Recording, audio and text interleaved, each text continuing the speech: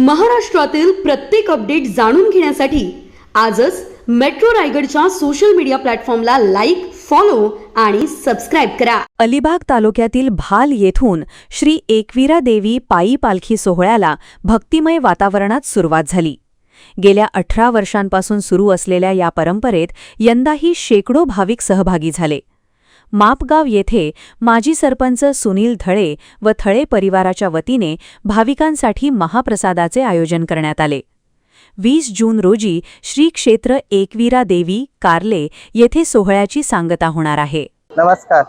एकवीरा देवीची पालखी भालावरून निघते ते आमच्या थले कुटुंबाच्या घरी इथे विराजमान होते आणि आपल्या इथे महाप्रसाद असतो. सर्वांना महाप्रसाद दिला जातो व्यवस्थित.